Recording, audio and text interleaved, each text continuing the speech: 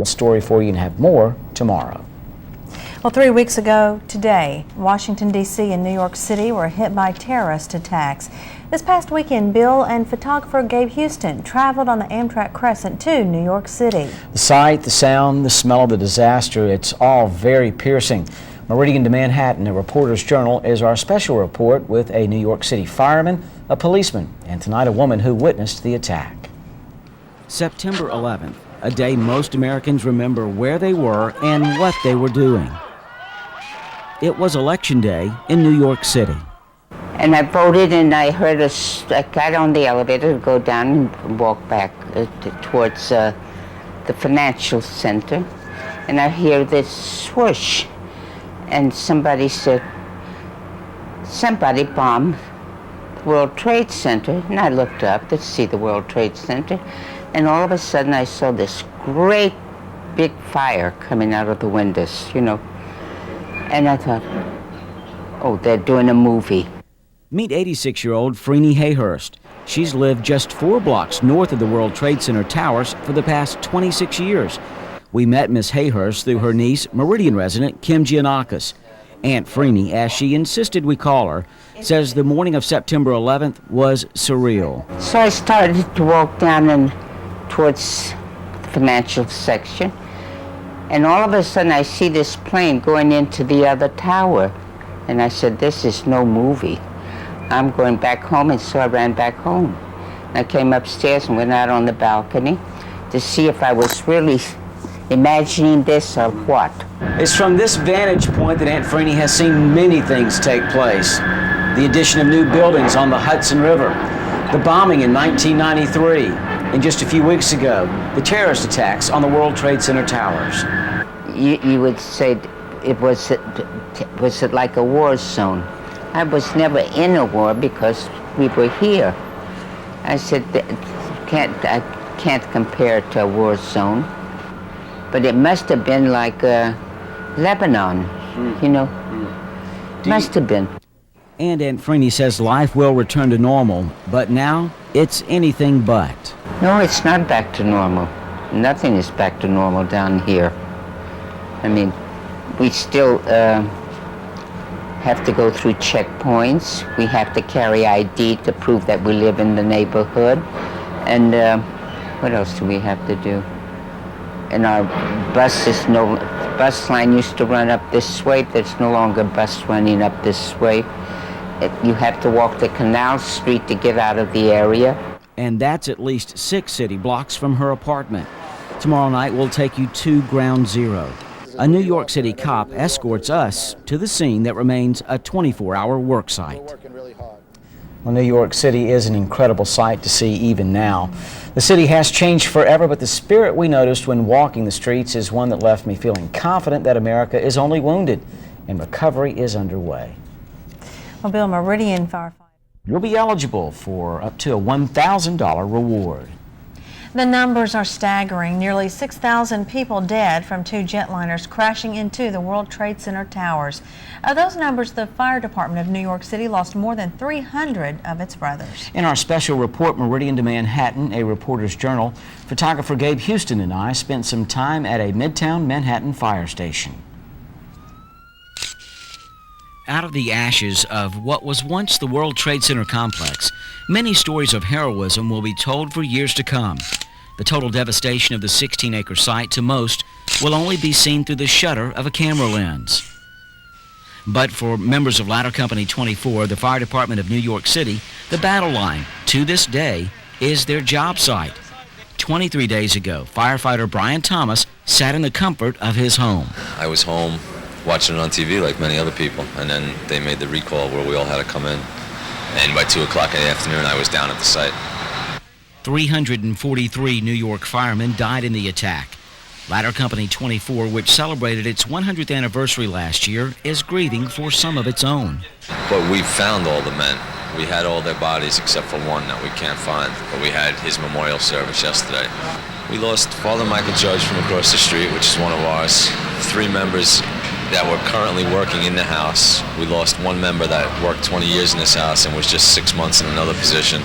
And a gentleman that was working here for 15 years before he went to Rescue 1 a couple of years ago. So we consider those guys 6 guys that we lost. Who was Father Michael Judge? He was FDNY's chaplain, and his church, St. Francis of Assisi, is just across the street from Ladder 24. One of the first on the scene, Father Judge was killed by falling debris while giving last rites to a fellow firefighter. His death, one man says, has purpose. I believe he's a saint, and of course he went to open the door for the rest of us to come in to the kingdom of God. Fantastic man, fantastic man. And that's one of the things that helps me deal with tomorrow, is the fact that he's up there taking care of those guys right now in heaven. That, for me, that's in my heart. That's what I believe, and that helps me get through it. Tomorrow we'll go to the streets of New York City and get the pulse of the world's capital. New York City officials announced just this morning that on Saturday, the mission at the World Trade Center complex will no longer be a rescue scene. It will solely become a recovery site. Well, there's more to come tonight. For weeks, we have been following the events of September 11th. Bill and WMDN photographer Gabe Houston traveled to New York City this past weekend to see the effects of the bombings firsthand. In our special report, Meridian to Manhattan, a reporter's journal, we talk with some of the people who are closest to Ground Zero. We left Meridian on the Amtrak Crescent last Friday thinking we knew what to expect. Along the way, everybody we talked with had a story or an opinion about the terrorist attack. Amtrak employees have felt the difference. You know, but people slowed down and have taken notice, you know, and they care. So they hit the wrong place, New York. After a comfortable ride on the train, we arrived in New York City Saturday and went straight to the epicenter of Ground Zero. A veteran of the New York City Police Department for more than 2 decades, a larger-than-life Sergeant Shannon befriended us and took us closer than any media had been allowed in more than a week. Just a block and a half south of where we stand is what's now known as Ground Zero. It used to be the world's busiest trade center. Now it's the world's busiest rescue and recovery center. Sergeant Shannon wasn't allowed to be interviewed on camera, but he did give us his thoughts about his spirit and the fortitude of our country. I've never been more proud to wear this uniform. In my feeling, I mean, everybody around the United States is a New Yorker, and every New Yorker is an American. And we're working really hard. It's not easy. Debris from the 16-acre site of where the towers used to stand is hauled away by trucks to barges lined up on the East River and then taken to landfills by tugs. Tomorrow night, we'll go to Ladder Company 24, a firehouse in Midtown Manhattan that lost 6 men in the bombing, including Father Michael Judge, the spiritual leader of New York City's fire department. We have to get back to doing what we love to do, and that's fighting fires. And there's nothing, we all wish we could just stop right now, but we know we can't, so we just have to take it slow, one day at a time, and regroup. Our 24 hours in Manhattan left me with a feeling of wonder mixed with reverence. We'll continue our special report tomorrow night on the news at 6 and 10. And there's more to come tonight on the news at 6. In the news at 6. The National Guardsmen will be in place for the next 6 months. Well, all this week, WMDN News has been airing our special report, Meridian to Manhattan, a reporter's journal. Bill and photographer Gabe Houston traveled to New York City last weekend to capture the sites of the rescue and recovery at the World Trade Center complex. In tonight's final report, we talked to people on the streets about the loss of innocence and our firm beliefs in freedom. In all their glory, the Twin Towers stood tall as symbols of the American way. While the buildings were once larger than life, now the hope to find life, buried among the 16 acres of dust and mangled steel, has dwindled to just a flicker of a candle or a poster on a wall. Thousands of people are still listed as missing, and less than 400 have officially been listed as dead. The harsh reality is, most of the missing will never return home. Underneath the concrete jungle at Times Square, New Yorkers stop to look, read, and study the faces. The head chef on the Amtrak Crescent says the bombings hit, figuratively, close to home. My neighbor, especially, which was very close and almost like a relative to us. She, her name is Joan Griffith, She was the associate vice president of a financial company on the 97th floor in the second building of the World Trade Center. However, when the first building was hit, she got on the phone and called her husband and told her husband that she just witnessed a freak accident. That's when the plane flew into the building, not knowing that her building was going to be hit. Miss Griffith hasn't been seen or heard from since. We're standing on the corner of Broadway and Ann Streets, just a block away from Ground Zero. The attacks 3 weeks ago. But as you can see, still, on a late Saturday afternoon, New Yorkers are here to see what they are missing, the World Trade Center towers. I'm feeling bad right now. I think it was really sad. But I had to come.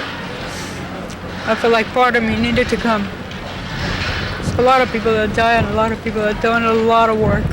Even though the hit was on American soil, the blast was felt around the world. Didn't hear anything. Just my parents from Italy called me and say that one tower was hit by a plane, by a small plane. So I just turned on the TV and was seeing the tower was on fire. There is no words, no words. Where do we go from here? Our government is readying the military, including 3 carrier groups. How do Americans feel about that? I just hope that we don't lax. Like sometimes I think we have, things happen and we really get strong. But then somewhere along the line we're trying to, we go back again to believe and to really believe that people are not going to do that to us. And I think that we really need to be on alert. I think if America wants to do it, I feel that we can do it. Well, as cliche as it sounds, what we saw in New York City, we'll never forget. And even in its demise, the World Trade Center complex remains an attraction. Well, to other news now this afternoon, Meridian Police.